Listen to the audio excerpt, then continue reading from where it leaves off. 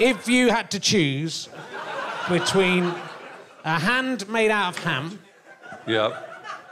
...or an armpit that dispensed sun cream, you're only allowed one of those two things. A hand? A hand that's made out of ham. You can ask any subsidiary questions before you jump in and make a decision. Right. It's made of ham. You could eat it if you want it, and it will grow back. But only, slowly. Probably if you ate the whole thing in a month, if you just had a nibble, it probably a day or so. Yeah. So you could have a little... And it would still function as a hand. You could choose which hand it would be. I'm not going to force you to... Right, OK. David Mitchell pointed out it probably would leave a residue... a sort of meaty residue on everything you touch. But in a way, we do that as human beings. We do leave a slight residue on everything. Or an armpit that dispenses sun cream, you'd sort of do that, and whenever... It would come out when you wanted. There'd be some kind of catch on it that you would flip across. And you could have sun cream, but not unlimited. It's not like Willy Wonka. Something Willy Wonka would invent. It's like a normal amount of sun cream that your body would produce. But enough to keep you in sun cream for probably the summer. I just so want to know, really, about your mind. The questions are interesting in and of themselves, but nothing like as interesting as the mind whence they sprang. However, I will go with the sun cream. I mean, both my hands are useful to me in all kinds of ways.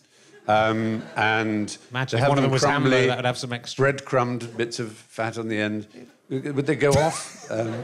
I think as long as it was on, if you chopped it off and left it somewhere, it would go off. My mother's Jewish. I think she'd object. Yeah, there is that. I think you are the first. Yeah. Don't bite your nails. God will kill you.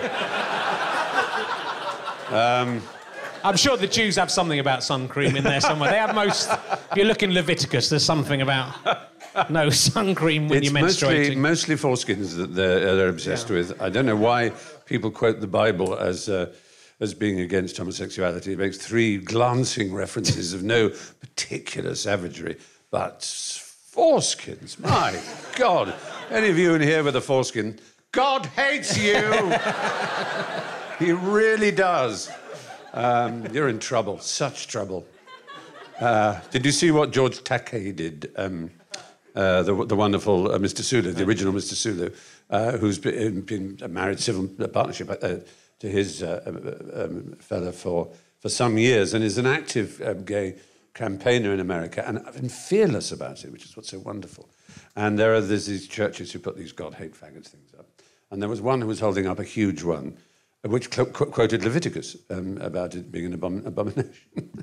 And Takei went up to it and said, "We may burn in hell, but your daughters will be sold as slaves. You are wearing 2 types of wool."